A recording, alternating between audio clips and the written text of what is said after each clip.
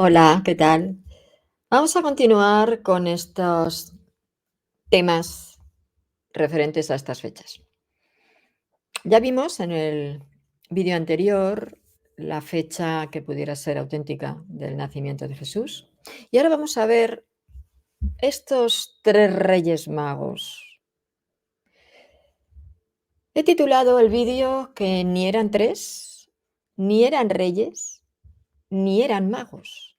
Y no por antojo, sino porque en realidad las pruebas demuestran que así fue. Vamos a ir pasito a pasito.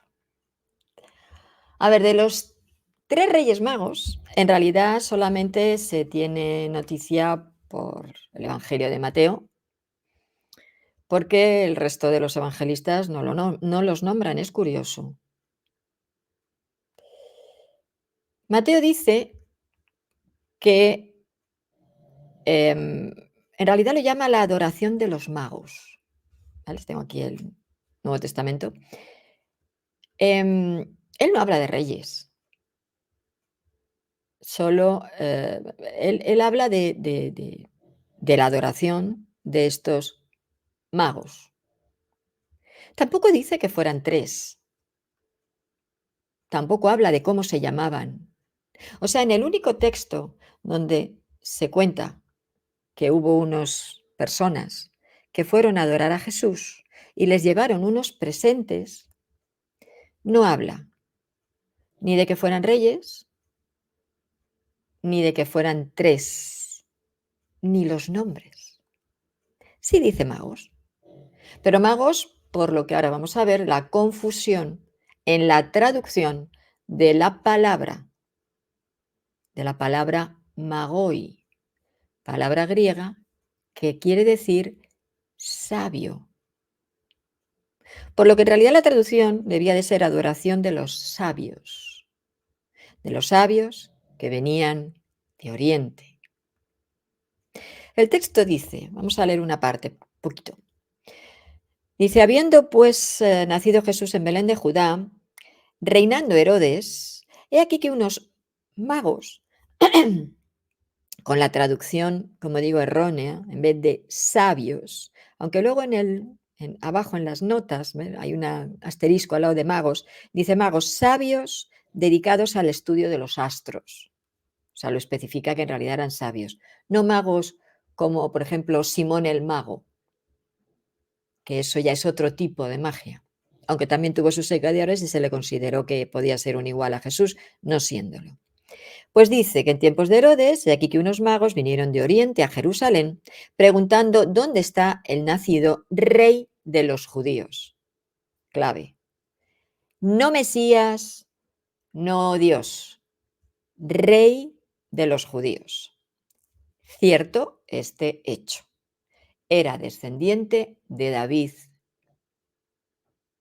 de la tribu de Judá, rey de los judíos, gobernante.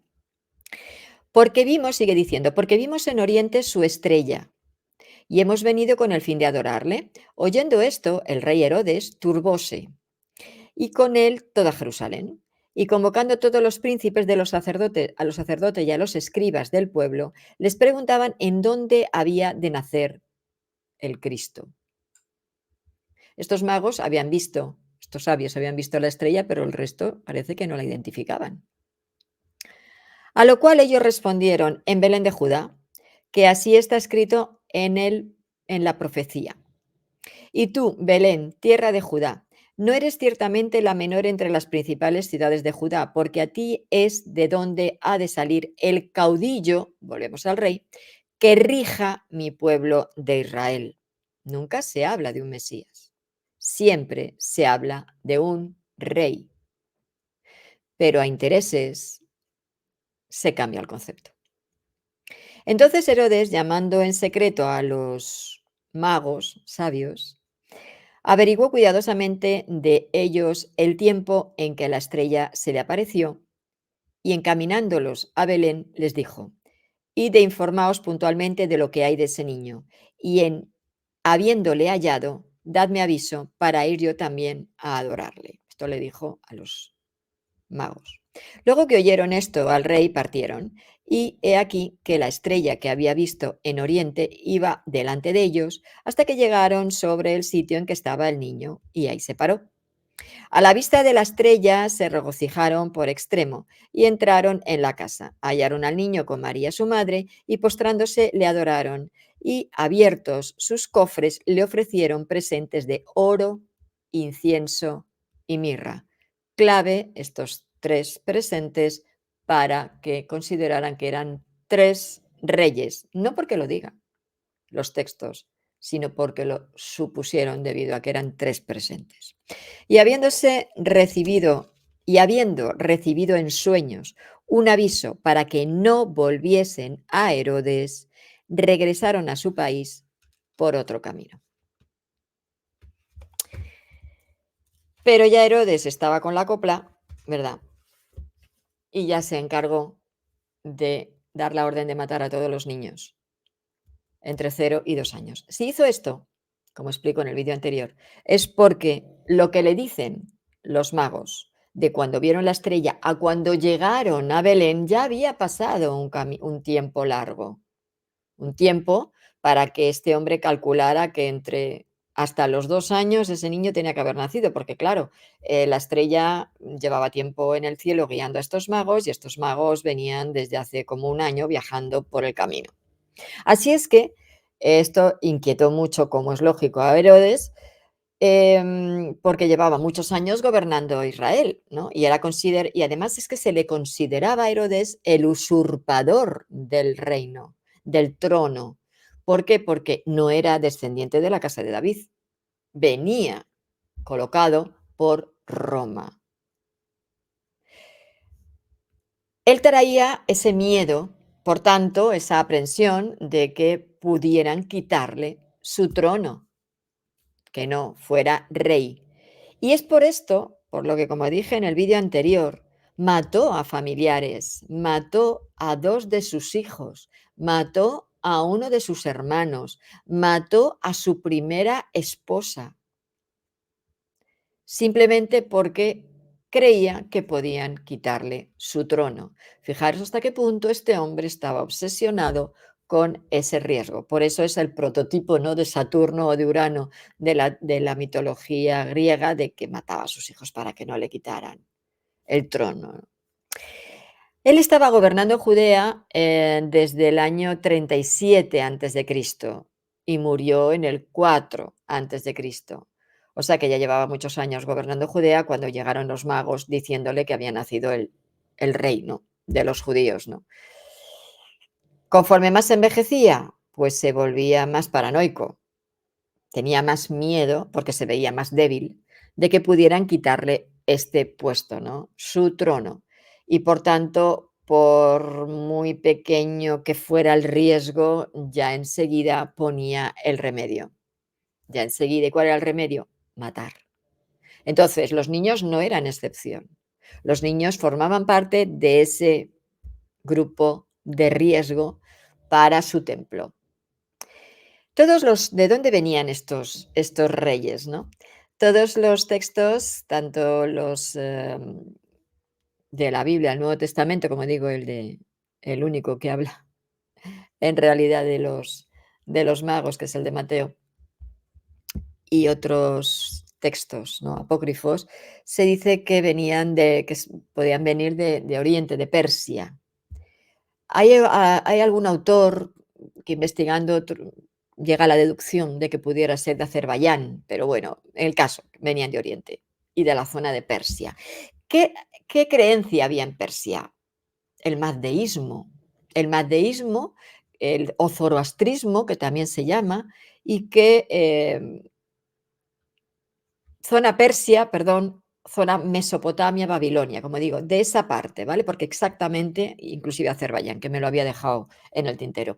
Y ahí, como digo, la religión que había era el mazdeísmo. Era el culto a Ahura Mazda, el profeta era Zoroastro, y por tanto eran sabios sacerdotes, eran astrónomos, eran médicos, eran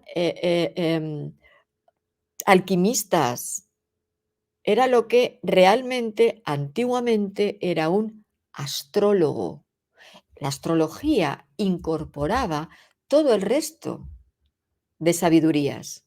Por eso todo sabio de ese tiempo era astrólogo. Fijaros dónde ha quedado en la actualidad la astrología. ¿Y por qué ha quedado aquí? Porque la Iglesia ya se ha encargado de barrer todo lo que tuviera que ver con este tipo de sabiduría, según ellos, paganas y que venían de los antiguos. Por lo que estos tres hombres eran astrólogos, como astrólogo era astrónomo, porque estudiaban los planetas, las estrellas, y diferenciaban muy bien las estrellas, que para ellos estaban fijas, aunque se mueven un grado cada 72 años, pero para ellos estaban fijas, con los planetas, que lógicamente se movían, o con los cometas. Estaba claro que eso lo tenían más que estudiado. Pero eran también sacerdotes, no eran magos, ni eran reyes, sino sabios sacerdotes. Y esta es la definición de la palabra griega magoi. Magoi quiere decir sabio, no quiere decir mago. Los magos vienen de la palabra latina magus o moi, pero no magoi. Y como digo, los sacerdotes, los antiguos sabios, madeístas o zoroastristas, que adoraban el fuego, eran sacerdotes, eran sabios sacerdotes. Era una religión, el zoroastrismo, de lo que se llaman los iranios occidentales, ¿no?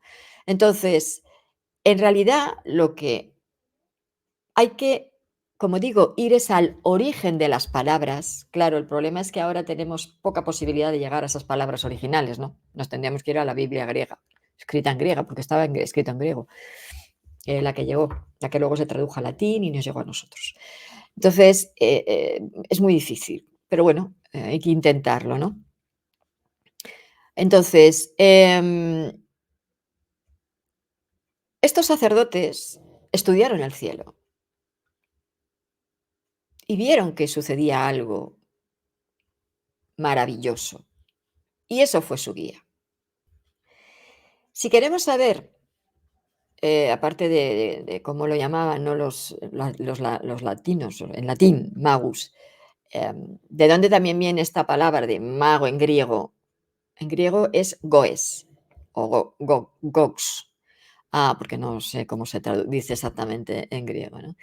Que es la palabra más antigua para referirse a una práctica mágica en la que ya por degeneración, como digo, ¿no? Por las creencias posteriores religiosas, pues se incluían los astrónomos, los astrólogos, las alquimistas, etcétera, etcétera. Todo aquellas formas, distintas formas de las que para ellos eran las adecuadas y que tenían que ver dentro del conocimiento esotérico. Entonces, visto esto, como digo, es por lo que al final se le quedó a estos tres hombres el concepto de mago y no de sabio, que en realidad es como se tradujo en principio en el Evangelio de Mateo la palabra magoi como sabios y luego degeneró en mago, ¿vale? Como vemos, por tanto, en el Evangelio de Mateo, perdón, em, estos magoi, estos sabios, que venían de Oriente, rendían homenaje a no solamente los seres especiales que pudieran, por tradición, creer que nacieran o que existieran dentro de sus mismas líneas, ¿no? Teológicas o religiosas, sino también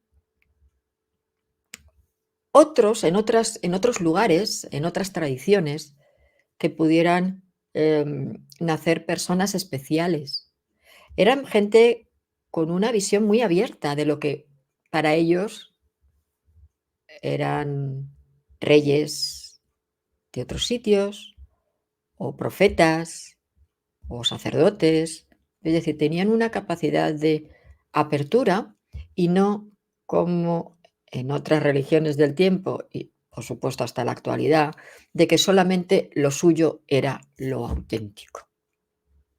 Por lo tanto, cuando vieron ese acontecimiento en el cielo, esa estrella, ese aviso, que según su tradición iba a ser el nacimiento de un rey, en ningún momento se habla de nada religioso, ni espiritual, ni hijo de Dios, de un rey, pues lógicamente se pusieron en movimiento, porque para ellos era importante saludar a este ser y darle su lugar.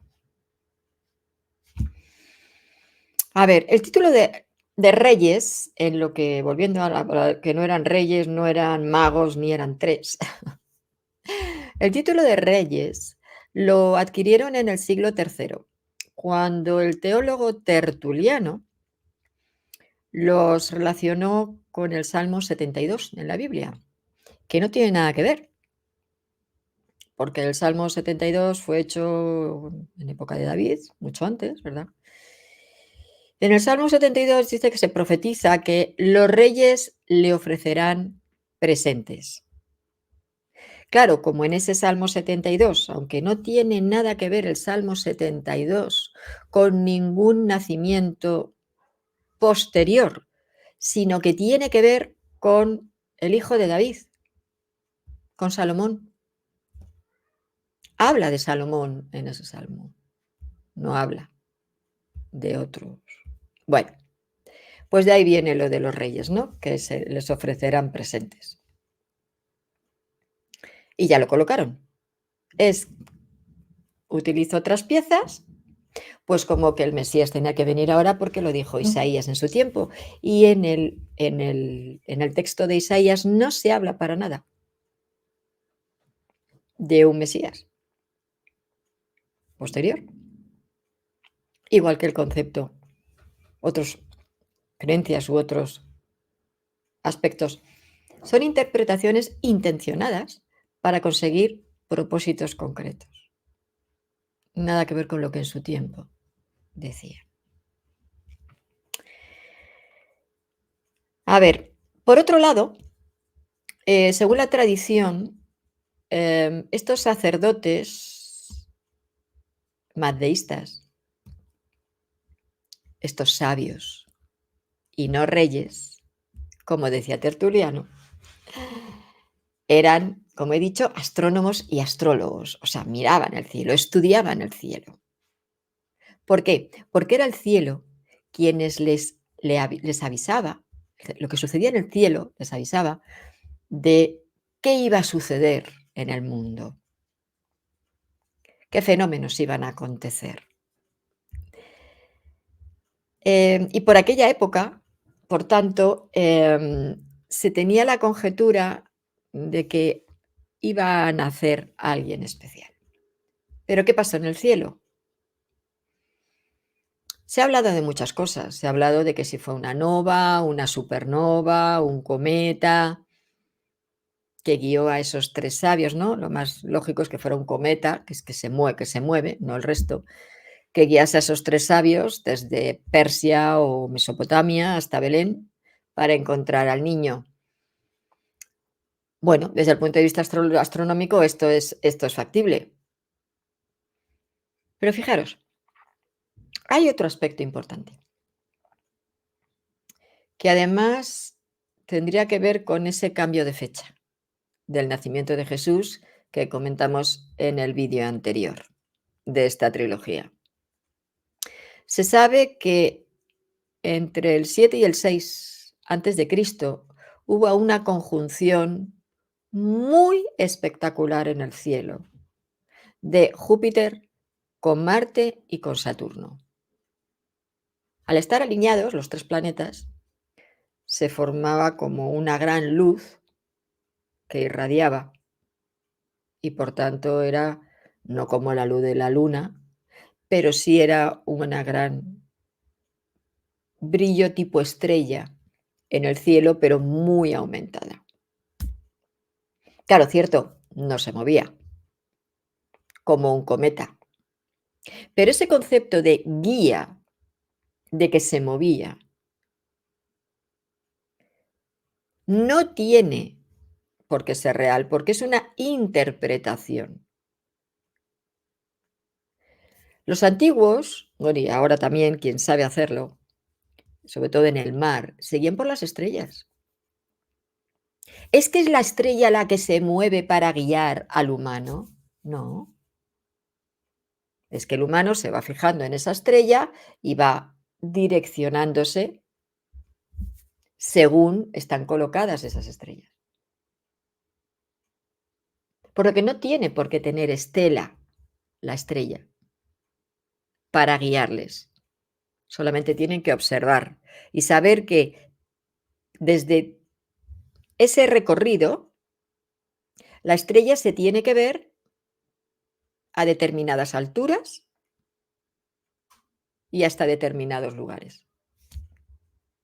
Un astrónomo eso lo ve fácilmente, no es algo descabellado. El pueblo llano no lo entiende, pero es como funciona. Los antiguos marinos lo tenían clarísimo, porque era su mapa, para no perderse las estrellas, al igual que los sabios de la antigüedad. De acuerdo con profecías antiguas, esa luz para ellos estaba anunciando que llegaría un rey. Un dios, en realidad no era tal, era un rey.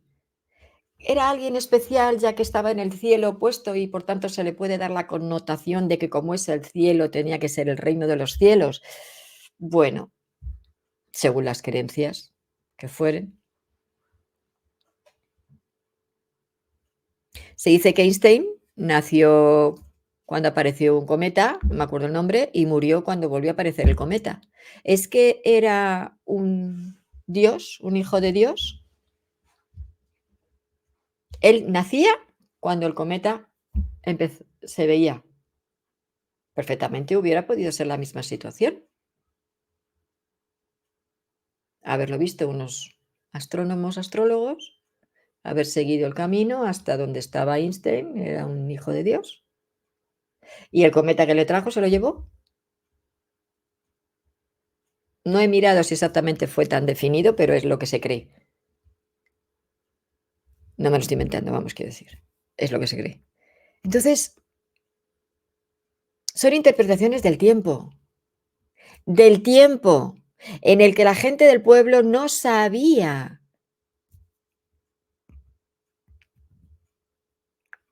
Como para los mazdeístas, la adoración al fuego era el culto, era el fuego, era básico. Para ellos eso era un fuego divino. Las estrellas, los planetas, toda esa luminosidad era fuego. Y ellos adoraban, para ellos el fuego era sagrado. Por lo tanto, siguieron ese recorrido. Pero eran 3. No, no se sabe. No se sabe si eran 3, si eran 4, 6, 12 o 25. Es que no lo dice en ningún sitio. ¿Quién lo fijó en 3? Porque se fijó en 3 por algo. ¿Quién lo hizo? León I el Magno. ¿Y por qué lo hizo? Porque al niño le regalaron oro, incienso y mirra. Y desde su lógica, tenía que venir un rey con el cacharrito del oro, otro con el cacharrito del incienso y otro con el cacharrito de la mirra. Pero eso no es real. Por lo que no eran 3 reyes, tampoco. A ver, ¿y por qué era oro, incienso y mirra? Ya también termino esto de explicarlo. Pues por la simbología y el poder que tenían estos 3 elementos en ese tiempo. El oro se le regalaba a los soberanos, a los reyes del mundo. Claro. El incienso era un tributo de Dios. Los reyes, en la antigüedad, sabemos, hasta en Egipto, y eso también lo tenéis en el vídeo de los hijos de Dios, todos los que dicen nacidos el 25 de diciembre, que ninguno nació en ese día, tiene que ver con otra connotación del Sol Invictus. Entonces, em, se les consideraba que la madre era terrena y el padre era divino, pero era una tradición para todos los seres especiales de esos tiempos antiguos, por lo que lógicamente el incienso se atribuía los humos, ¿no? Cuando se quemaba, que era como invocación a Dios, por eso le regalaron el incienso. Y la mirra, se considera que la mirra va ligado al dolor, no en sí al dolor, al enterramiento, a la muerte. ¿Por qué? Porque los aceites de mirra se les ponían a los muertos para evitar el proceso o se ralentizara el proceso de descomposición. Por lo que se asocia que esta mirra tuviera que ver porque ya estaban preveyendo esa muerte temprana y horrorosa que iba a tener Jesús. Volvemos a la creencia, no a la realidad. Así que tenemos aquí estos tres regalos, el oro, incienso y mirra, que no se sabe si fuera eso o no, el sentido del oro perdón, del oro y del incienso, sí, porque en esa época estaba claro. La mirra es lo que se queda un poco ahí en el aire, que pudiera colocarse después y en vez de mirra pudiera ser otra cosa, pero bueno, lo dejamos como mirra, ¿vale? Por el tema del enterramiento. Pero también pudiera ser mirra y no estar asociado a esa muerte traumática, sino simplemente para que tuviera una buena conservación ese cuerpo cuando ese rey muriera.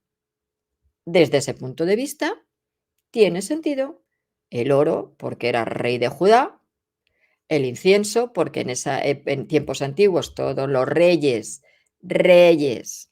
eran hijos de Dios, por tradición, sin más, y no porque fuera un Mesías ni otra cosa, y la mirra, porque se utilizaba para conservar los cuerpos que para ellos eran tan relevantes, no solamente en Egipto, que ahí era más descarado con la momificación, ¿no? Y luego también en América, en Sudamérica. Pero, no solamente hay como por eso, sino porque era una tradición, lavar y ungir a los fallecidos con determinados aceites, y entre ellos la mirra. Pero fijaros, volvemos a lo de por qué 3. Lo de los 3 a mí me maravillan, y lo de los nombres ya ni os cuento, y ahora veremos. En ese tiempo, fijaros que era una caravana.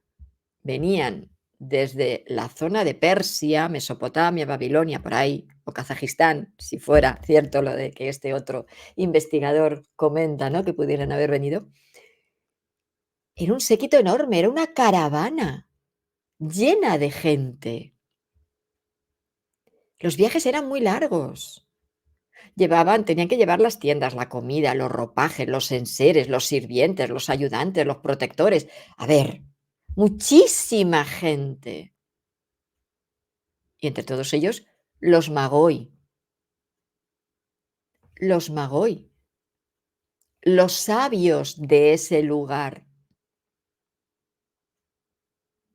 Y todo ese séquito, todo junto, le traían esos 3 presentes porque simbólicamente era lo que había que regalarle a un rey.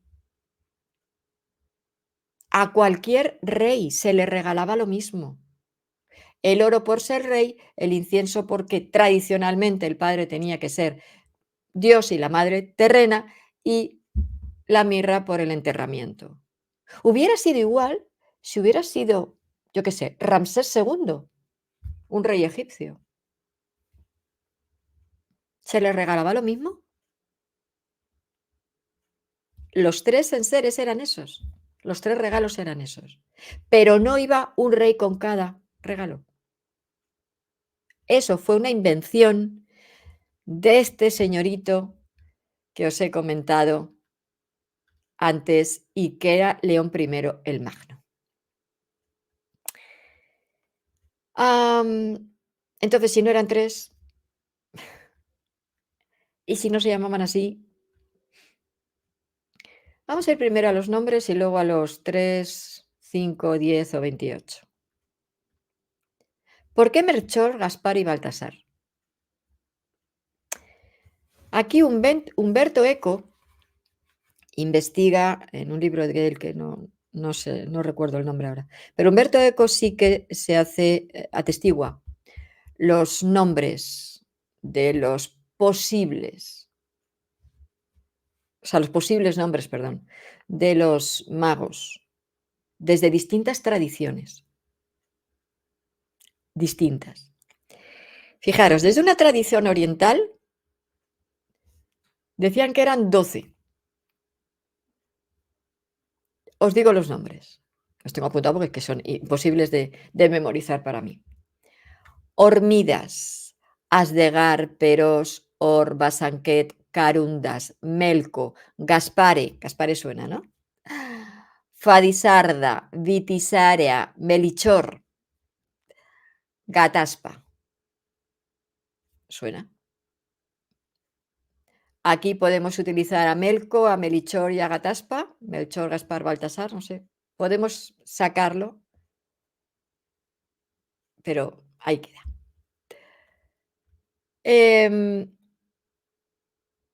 Al final, ¿por qué se eligieron estos? En realidad, estos 3 nombres, Melchor, Gaspar y Baltasar, están en un evangelio apócrifo del siglo VI. No se sabe exactamente por qué estos nombres y no otros. En el evangelio armenio de la infancia. Pero es del siglo VI.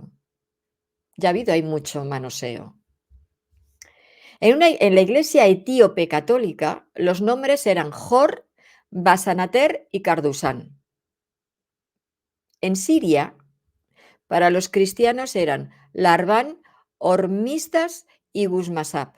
Vamos, que no tiene nada que ver con los maestros Gaspar y Baltasar.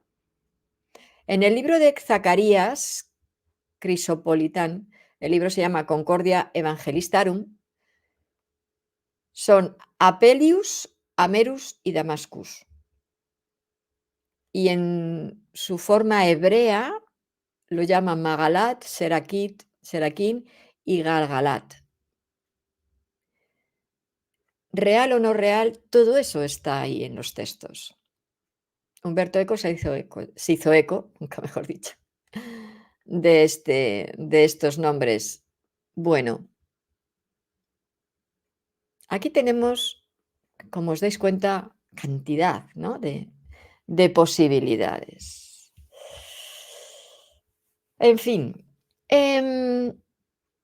recordando que os había dicho que en el Salmo 72 se habla de que los reyes, y que yo os decía, en realidad no tiene nada que ver con el rey Jesús, sino que tenía que ver con Salomón.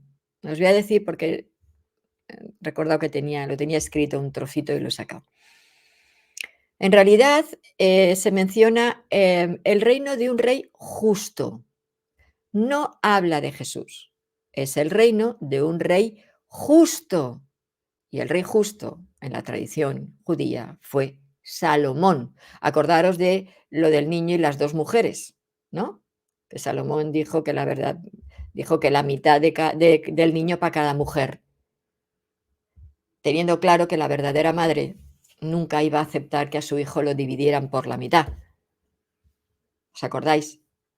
Y así Salomón supo quién fue la verdadera madre, quién era la verdadera madre, la que dijo no, que se lo quede ella. Vale, ese era el rey justo, el rey de justicia era Salomón. Y hacia ese rey iba el Salmo 72. Y dice, un parrafito, los reyes de Tarsis, que Tarsis también veremos la importancia de la palabrita. Los reyes de Tarsis y de las costas traerán presentes. Los reyes de Saba y de Seba le ofrecerán dones. Todos los reyes se postrarán delante de él, todas las naciones le servirán. Ahí sí son reyes. Salomón fue rey. Hijo de David, rey. Totalmente perfecto. No tiene nada que ver con un Jesús, hijo de Dios de otro tipo. Los salmos son muy anteriores y hablaban del tiempo porque son escritos históricos. Son datos históricos que se han ido comprobando hasta el tiempo actual que coincide con esto. Datos históricos. Pero fijaros, he dicho lo de Tarsis, que es importante quedaros con ese nombre. Y de esto, en su momento, cuando consiga prepararlo, porque hay tanta información que me va a volver tarumba, pero me tengo que leer libros y ver muchas cosas. Pero es que este concepto de los dioses, de los reyes de Tarsis, quien lo recuperó fue Benedicto XVI, el que ha muerto hace poco, el que consideran la tradición, toda la línea más tradicional de la Iglesia, que fue el verdadero Papa, no el que hay ahora, que le consideran el antipapa y que desbancó al verdadero Papa, que fue Clemente XVI. Bueno, pues Clemente XVI, en su libro La infancia de Jesús, a los 3 reyes magos los dicen que venían del mismo sitio de Tarsis, porque claro, se basaba en este salmo, el 72. Tenían que venir de Tarsis, pero ¿dónde está Tarsis? De Tarsis son los tartesos. Históricamente, ¿dónde están los tartesos? En España. Pero es que esa misma Tarsis se relaciona con la Atlántida. Por eso digo que hay mucho que hablar de los tartesos, que desaparecieron por arte de magia. Así es que, según Benedicto XVI, estos reyes de Tarsis, o los 3 reyes magos, venían de Tarsis, o sea, de España, de Andalucía, y fueron a adorar a Jesús. Fijaros las cabezas cómo se van ubicando dependiendo de lo que cada uno le va interesando. Claro, es un papa, es doctrina, inspiración divina. No, es una creencia basada ya en un dato falso, porque los salmos no tenían nada que ver con Jesús, tenían que ver, son datos históricos de la época de David y de sus hijos, ni más ni menos. Y ahora vamos al último dato. ¿De dónde venían? O sea, ¿por qué eran 3? ¿Por qué se llamaban así? ¿De dónde venían? He dicho varios, pero realmente, ¿de dónde venían? ¿Por qué eran 3? ¿Qué pasaba? ¿De dónde venían? Está claro. Eran persas, vale. No eran reyes, está claro. Eran magos. 3, vale. Ya hemos visto quién dijo que tenía que ser 3 reyes. ¿Por qué uno blanco, otro pelirrojo y otro negro? Claro, ahí nos queda la otra duda, porque si eran de Mesopotamia, de Persia, de Kazajistán, de esa parte, no hay raza negra, son árabes. Por lo tanto, no pega tampoco un Melchor. Tendría que ser todo Gaspares. Aquí tenemos el último misterio a desentrañar de estos 3 reyes magos. A ver, tanto historiadores como teólogos confirman que en realidad la base de su apariencia, su número y incluso lo de reyes, independientemente de todo lo que ya he explicado, que es cierto, que está ahí, es histórico, era porque lo que querían era representar a que todo el mundo adorara a ese Jesús, supuesto Hijo de Dios. En ese tiempo se conocían solo 3 continentes, porque hasta Colón no llegó a América y luego Australia. No se conocía. Solamente Europa, Asia y África. 3. Europa, raza blanca. Asia, como árabes, porque no iban hacia la parte más oriental. Y África, raza negra. Ya los tenemos. El planeta adoraba a Dios. Los 3 continentes, representados cada uno de ellos con la apariencia de cada uno de esos 3 reyes, tenían que adorar a Dios, al Hijo de Dios. Melchor Europa, Gaspar Asia, Baltasar África. Pero es que al principio ni siquiera había un Baltasar negro. tampoco, fue después. También se dice que se relacionaban con los 3 hijos de Noé, ya que fueron los supervivientes después del gran cataclismo, ¿no? Que volvieron a poblar la tierra. No sabemos con quién, con qué mujeres, porque claro, si solamente eran 3 chicos. Bien. Estos 3 hijos eran Cam, Sem y Jafet. Y también se relacionan con que por eso tenían que ser 3. Seguimos colocando piezas de interés. Fijaros que, salvo en lugares como muy que lo pintaban, ¿no? Que hacían esas decoraciones de esos 3 reyes, zonas muy poquitas realmente.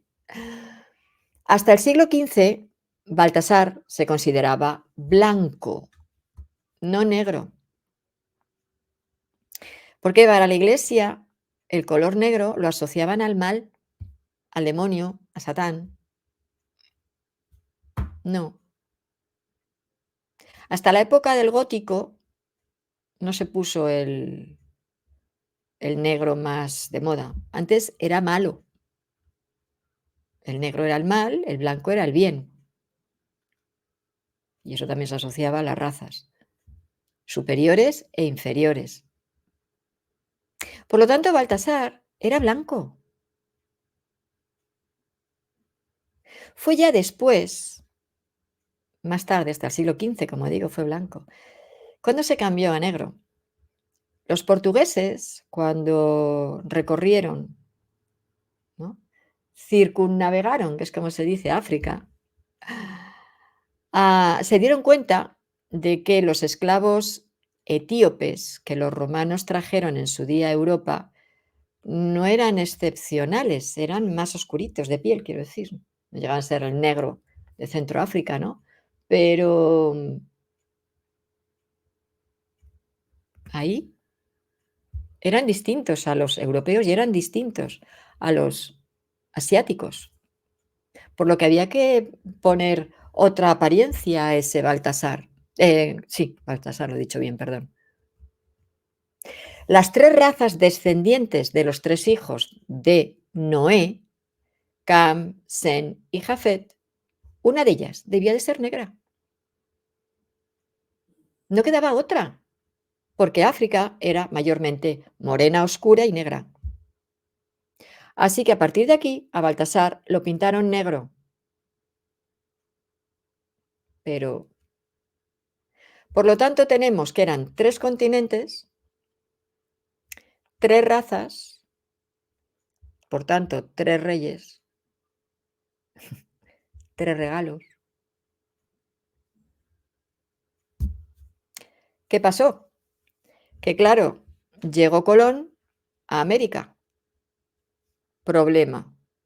Ya no tenemos 3 continentes, tenemos 4. Ya no pueden ser. Y no hay 3 razas, allí hay indios. Otra raza diferente a la europea, a la asiática y a la africana. Por lo que se propuso ampliar el número de los reyes y crear un cuarto rey, un cuarto representante de este nuevo continente. Y en algunos cuadros sí que está representado como en forma de cacique, como un cacique con plumas, con jabalina. Dicen que puede ser el prototipo brasileño, ¿no? Pero ¿qué pasó? Que a la Iglesia no le gustó el tema. ¿Por qué no le gustó el tema? Porque pesaba mucho el concepto de Trinidad, lo que es el 3, que es un número divino, ¿no? Padre, Hijo, Espíritu Santo, la Trinidad. Ya estaba impuesto, por lo que se quedó con los 3 reyes, sin más. También aparte porque se relacionaba con las 3 edades del hombre. A Melchor lo relacionaban con el anciano. De hecho, se ve en la apariencia, ¿no? Si os fijáis, el más anciano, todo pelo blanco, barba blanca, bigote, todo más ancianito, es Melchor. También supuestamente porque Europa lo consideraban en ese tiempo como el de la cultura más antigua. Gaspar, Asia, era la madurez. Es como que ese descubrimiento y todo lo que representaba esa cultura es posterior, más joven. Y Baltasar, la juventud.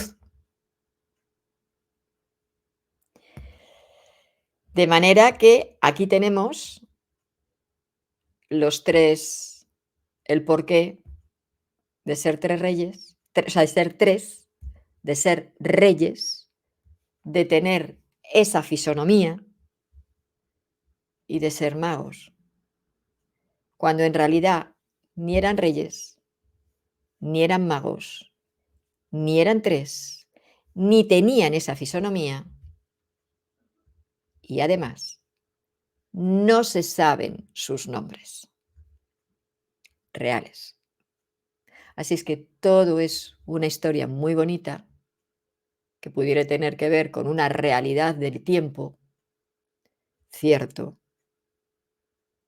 pero que está adaptada, como todo, en la Biblia, en el Nuevo Testamento prioritariamente, no en el Antiguo, que es histórico, en la mayoría de sus textos, de lo que interesaba ante el nacimiento de este niño Dios, llamado Jesús. Aquí os dejo esta información y habrá un tercero en breve.